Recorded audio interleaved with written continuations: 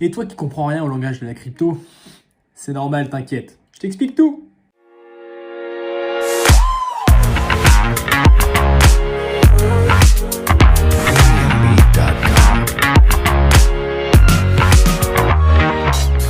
Salut l'équipe, aujourd'hui on se fait une petite vidéo lexique parce que en crypto parfois les mecs ils utilisent des trucs, on comprend que dalle quand on arrive dans ce milieu. Donc l'objectif de cette vidéo ça va vraiment être de comprendre les principaux termes de la crypto-monnaie. Alors évidemment avant de commencer la vidéo, abonne-toi tout de suite comme ça c'est réglé, on n'en parle plus. Et à la fin de cette vidéo, petite surprise, je te donne une des crypto-monnaies que je possède dans mon portefeuille. Allez on commence tout de suite. Alors le premier terme qu'on va voir, c'est le terme altcoin. Qu'est-ce que ça veut dire? Vous avez Bitcoin et vous avez le reste du monde. Et le reste du monde, ce sont les altcoins. En fait, c'est toutes les autres crypto-monnaies en dehors du Bitcoin. En fait, c'est diminutif de alternative coin. Donc du coup, on a rapproché les deux et ça fait altcoin. Tout simplement. Donc maintenant, si vous voyez ça, si vous avez de l'Ethereum, si vous avez du Cardano, si vous avez tout ce genre de crypto-monnaies impossibles, inimaginables, eh bien ce sont des altcoins. Allez, on va enchaîner avec le pump et le dump. Je pense que juste ça, vous avez compris. En fait, un pump, c'est une explosion haussière et un dump, c'est une explosion baissière. En fait, il faut savoir qu'en crypto-monnaie, il y a énormément de volatilité. La volatilité, c'est le fait que le marché bouge énormément, que le match entre les acheteurs et les vendeurs se fasse énormément bouger le marché. Ça parte à la hausse ou à la baisse. Et donc, parfois, on a des choses qui sont énormes en fait. On a des choses exponentielles, comme on dit. Et en fait, un pump, c'est ça. C'est un mouvement exponentiel, si vous voulez. C'est que ça part à la hausse ou à la baisse. Voilà, tout simplement. Allez, on enchaîne tout de suite avec deux autres notions très importantes qui sont le holding et le stacking. En fait, si vous voulez, c'est deux options d'investissement en crypto-monnaie. Le holding, c'est tout simplement de garder une crypto-monnaie, donc to hold en anglais. Je sais qu'il y en a qui sont bilingues, c'est pour ça que je dis ça. Donc holder, en fait, tout simplement, c'est garder une crypto-monnaie. On voit énormément ça sur les réseaux sociaux parce que les gens ne sont pas forcément prêts à investir sur des petites crypto-monnaies qu'ils ne connaissent pas. Donc, ils vont holder des grandes crypto-monnaies qu'ils possèdent dans leur portefeuille.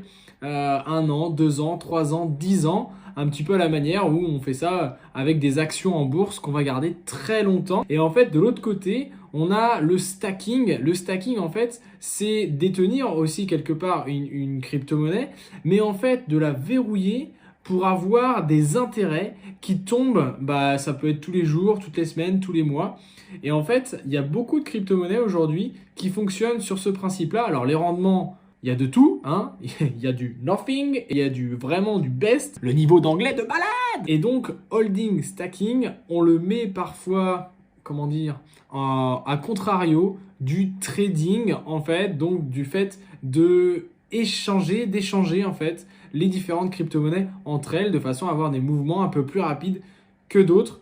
Pour ma part, je me situe vraiment de façon assez équitable dans chacune des trois façons d'investir que je viens de citer. Donc le holding, le stacking et le trading, c'est tout simplement 3 façons de diversifier ses investissements. Allez, on enchaîne avec 2 autres notions importantes qui sont le token et le wallet, évidemment, qui sont reliés les deux. Le token, qu'est-ce que c'est? En fait, c'est une pièce numérique, tout simplement de la crypto-monnaie que vous possédez. Pour faire très simple, c'est une part de l'entreprise en fait que vous possédez, comme si vous possédez une action. Et en fait, ce token, où est-ce qu'il se situe? Il est dans votre portefeuille, wallet, portefeuille. Je pense que la traduction est toute faite.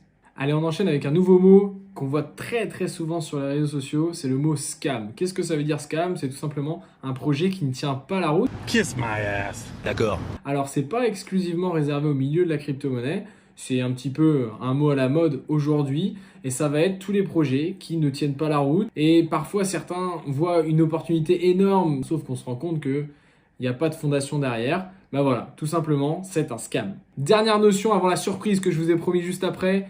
Le dernier mot, FOMO, Fear of Missing Out, la peur de manquer l'opportunité. C'est quelque chose qui dicte en fait quelque part le comportement humain naturel.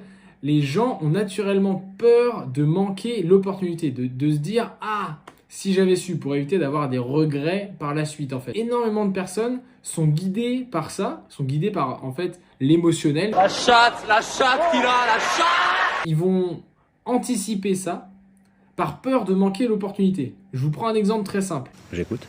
Le Bitcoin explose à 42 000 et là, il y a des gens qui se disent « Ah, 20 000, ah, je le trouvais trop cher. À 30 000, ah, je le trouvais trop cher. » Et là, il arrive à 42 000, il dit « Ah, j'ai peur de manquer l'opportunité. » J'achète. Et c'est à ce moment-là que le Bitcoin descend et là la personne elle se dit ah, elle part en vrille et elle vend. Mais en fait quand elle achète à 42 000, c'est ce qu'on appelle du FOMO, le phénomène du FOMO, the fear of missing out, la peur de manquer l'opportunité. Et ça vous allez le voir sur plein d'autres domaines. Un crypto-monnaie c'est voilà, ça met un petit peu en exergue un petit peu tout ça. Oh le mot compliqué. C'est un des mots que vous allez voir très souvent et vous allez voir dans une prochaine vidéo, on va parler stratégie justement pour contrer ce phénomène de FOMO.